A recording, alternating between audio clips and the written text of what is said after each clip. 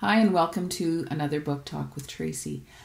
If you follow these book talks at all, you'll notice that I've included a lot of author interviews recently from this book called Creativity and Chaos, Artistic Endeavors for Trying Times.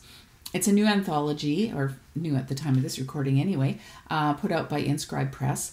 And I had the privilege of talking to many authors that are included in this anthology. But I didn't actually talk much about my own piece in the anthology. I did have the privilege of reading it actually out loud at the recent book launch at the end of September. So I thought today for Book Talk, I would read my own piece from this anthology, and it is called The Reality of Living the Dream.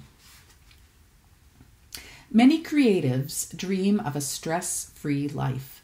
Endless days of painting in the outdoors, writing the next great novel from that desk tucked under the eaves while gazing out the open window at a pastoral landscape. There are no chores to do or meals to prepare in these dreams. Reality looks quite different. Flies buzz around the easel. A mosquito lands, smudging wet paint. Butt cramp from sitting too long is a real thing, folks. And the view?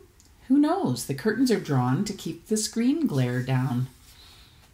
Our dreams are not always as advertised. Unlimited time and freedom can transform them into something that's quite opposite. Rather than becoming more productive, it's easy to become lazy with too much time and ease on our hands. We get complacent. Procrastination sets in. Why do today what can be put off until tomorrow? Without external motivation, inspiration takes a vacation, leaving blandness in its place. Might as well just watch TV and wait for the muse to return another day. To some degree, we need challenges, even adversity, for the creative juices to kick in. Pressure, seemingly impossible deadlines, honest feedback that sometimes hurts, even outright rejection, all serve to enhance the creative journey and help us grow. Personal trials are often the very inspiration needed to produce work we would never have conceived on our own. Just like fertilizer adds nutrients to the soil, so chaos helps the creative process flourish.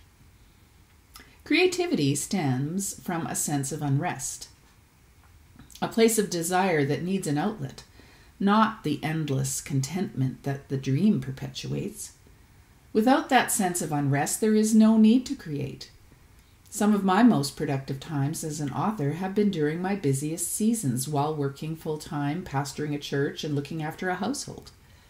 In retrospect, this isn't logical, but having too much time can be counterproductive because it eliminates any sense of urgency. This actually makes sense. When faced with challenging situations, our brains are forced to think in new and creative ways. Out of necessity, be it deadlines, time pressure, or just curveballs of life, we must focus in order to achieve our creative goals. We're forced to think outside the box and carve out time, which are little more than empty cliches until we're faced with the choice of giving up or pressing forward. Of course, I'm talking about moderate levels of stress, not the kind that cause heart attacks. Been there, done that. There are many practical examples of this concept. Looking after our own bodies comes to mind. Exercise and weight training are forms of stress that make our muscles and bones stronger. When certain pathogens are introduced, our bodies create antibodies that make us more resistant to disease. There are examples in almost every facet of life. Similarly, creativity is an outlet for our pain, helping us make sense of the world. It brings healing not only to us, but potentially to others as they see our example and are affected by the art we produce. Like the butterfly analogy, something ugly becomes something beautiful and meaningful. Take what the devil meant for harm and use it for good. Allow God to work through your experiences because in God's economy, nothing is wasted. The most creative and unexpected work is often birthed because of deep challenges.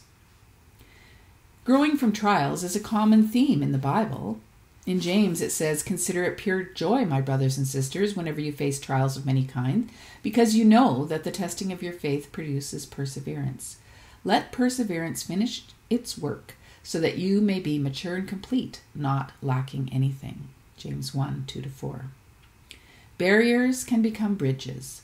Obstacles are just opportunities.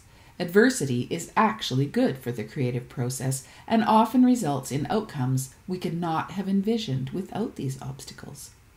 We must learn to adjust, adapt, and evolve, because this is where true creativity lies.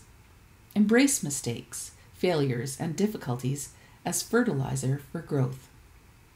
Living the dream is still possible, but it might include some unpleasant circumstances or uncomfortable situations. That's reality. Accept it. Embrace it even. Stop living in a constant state of dissatisfaction because the world isn't perfect.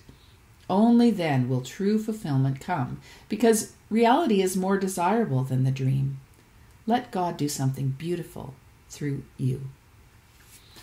And that was my contribution to this anthology, Creativity and Chaos, Artistic Endeavors for Trying Times. I encourage you to pick it up and enjoy the many variety of readings. We have fiction, we have nonfiction, poetry, even a recipe or two, I believe.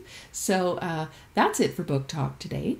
I encourage you can go to my website to find this anthology, as well as other anthologies that I've contributed to, as well as my many books, plays, and devotional books. So that's tracykraus.com. No E in Tracy, 2 S's in Kraus. And I will see you again next time on Book Talk with Tracy. Bye for now.